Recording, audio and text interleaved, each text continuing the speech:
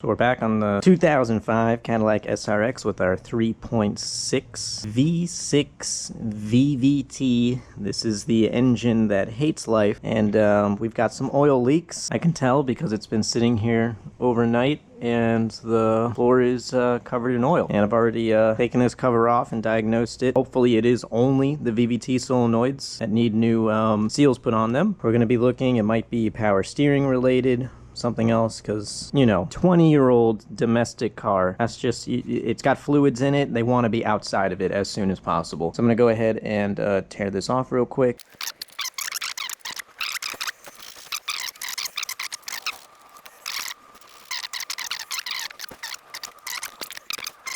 So way down in there, make sure you guys can see that. Turn the screen on here. Oh yeah, you can see the VVT solenoid sort of down in there, but that is definitely the leak. The valve cover gaskets are a little bit wet, but the leak is going down the front of the engine. And whenever you're trying to diagnose an oil leak, start at the top and then work down. Don't just get into the car and be like, oh, there's oil on the oil pan, it must be the oil pan gasket. No, no, no, incorrect. So it is leaking down the front of the engine, and it's just so much.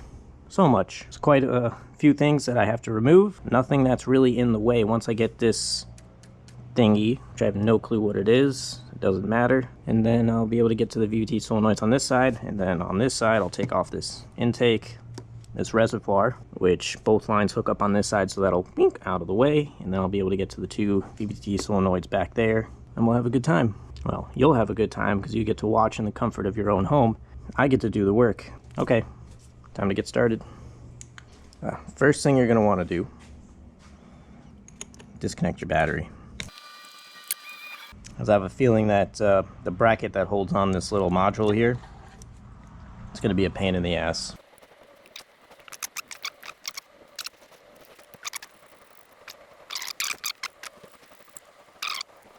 You know, I could film this whole freaking thing, but how about I just get back to you guys when I have this module off, the power steering reservoir off, the intake pipe off, and I have access to the VVT solenoids. I think that's a much better idea, and it'll also save my battery, so yeah. Okay, so after a little bit of fussing, got this bracket off, got that bracket off. Now I got access to my two VVTs here and my two VVTs here. I've got a cute little drain pan under there and 4 boxes of brake clean. Hopefully that's enough. And I would have cleaned it off beforehand, but there's a bunch of shit in the way anyway, so take those brackets off, clean them separately, and also I didn't want to get brake cleaner on any electrical if I can avoid it.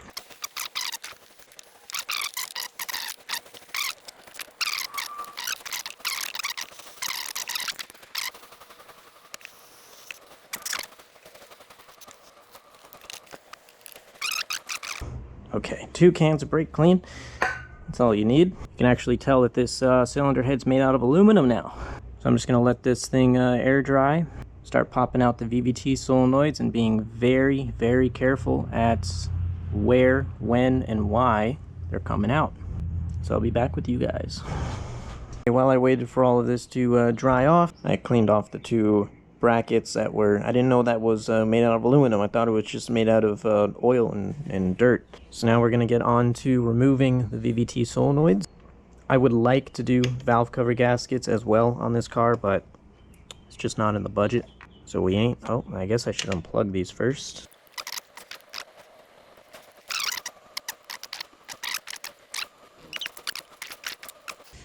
I guess there's only one thing left to do, and that's to take at least one of these out and see what's going on.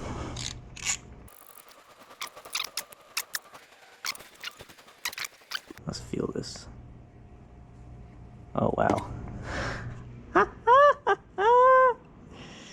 No shit. Here. Listen to this. Plastic. That's nuts that came out like that.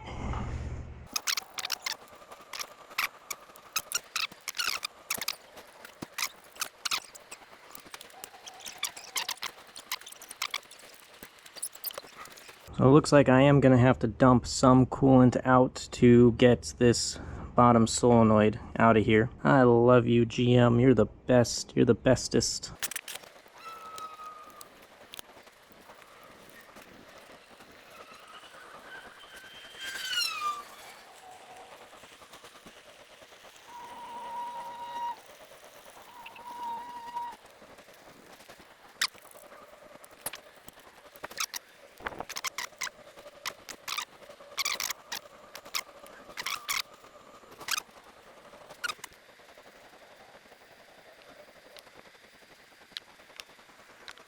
original seals for this. I actually feel rubbery.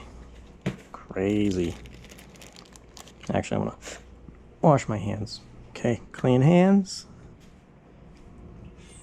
Seal installation hands activate. I'm gonna give that a chomp. There you go. Oh, double bagged. That's how you know it's quality. God forbid anything's made in the US anymore. Is that an updated design, or did I order these for the wrong car? It must be an updated design. It's got a double wiper on it. And the things doesn't rotate, so I'm not going to grease them up or anything. Let's see if they fit, actually. They do. They are the correct size. Nice. So that'll be good. I just got to figure out what size socket, and I should just be able to push those in by hand, like a regular old seal.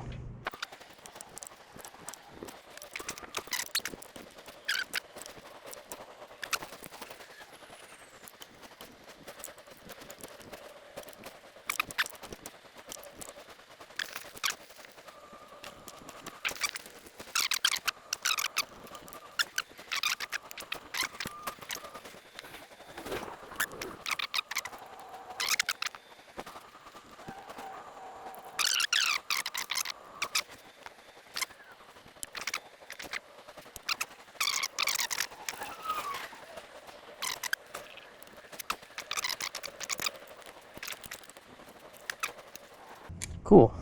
Now let me check out what color this even came out with. Now that wasn't that much coolant. It's actual Dex Cool. That's cool. And then the last can of brake clean, which I'm just gonna shh, as you'll see, just shh, and a little shh.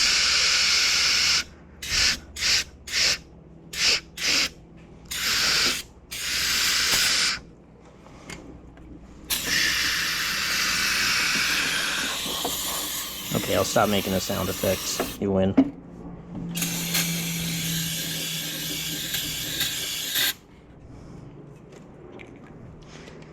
There you go. Now I just got to put it all back together, which these brackets aren't that bad. This one, which is on the left side and mounts that module, has these two bolts down here and then one little bolt on the side here. This one's a little fun, but it's not the worst. And then this one has a big ass bolt here and a little itty bitty bolt there. That big ass bolt does something else other than hold this bracket, but it holds the bracket, so that's it. Everything else is pretty self-explanatory. I've got to get a gallon of Dex Cool if I don't find a random one in the garage here, which I see a couple of bottles. We're fine. Everything's fine. Nothing's wrong.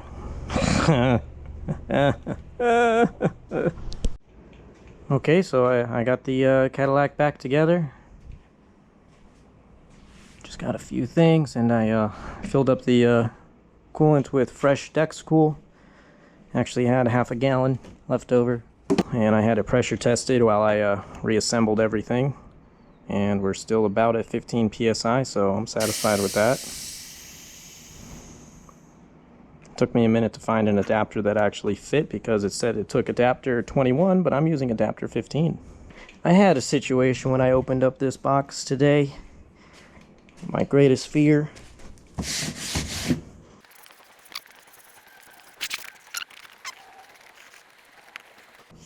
There you go. Doesn't that look cute? That's a good jawline on that one.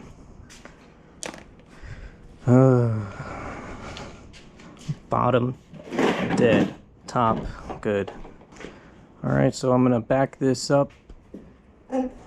Hopefully I can keep it over the concrete here, so I can clean up where the mess is, and then check for leaks. So, I'll be back. Okay, so I just went and took this thing around the block. I let it sit here and idle. It's fully up to temp, There is still some residual coolant down here on the tray. I can't do much about that. That'll just have to work its way out. I'm not sure. Let me get you guys in there. Go in hand cam. Way down in there. Way there. See that? It's dry. It's pretty dry in there. And then on the other side here, flashlight. That is also dry. Very nice. Very nice. I can even tell just by looking at the top of that tensioner there, besides a little bit of oil that I left there, but it is bone dry, because the oil leak that this thing had, if it was still leaking oil, it would be dripping on the ground by now. I can't believe how bad these seals were.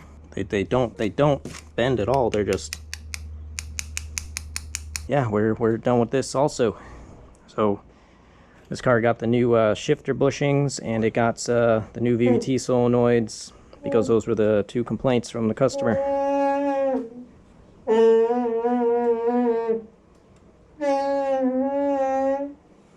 Whatever. I don't think that this car is going to have too many other issues. Should I be a nice guy and polish these out real quick and shitty? I think I might. Simple enough. Yeah, why not?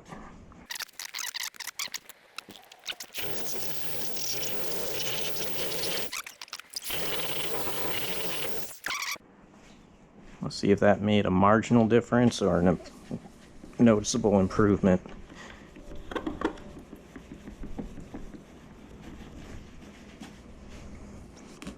Polishing a headlight full of water, it's funny. It's a good joke. It's a good joke.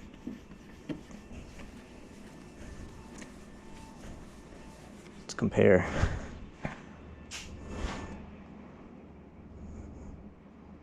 It's a little bit better. Still yucky. It needs to be sanded. It needs to be sanded and re-cleared, but I do this as a favor.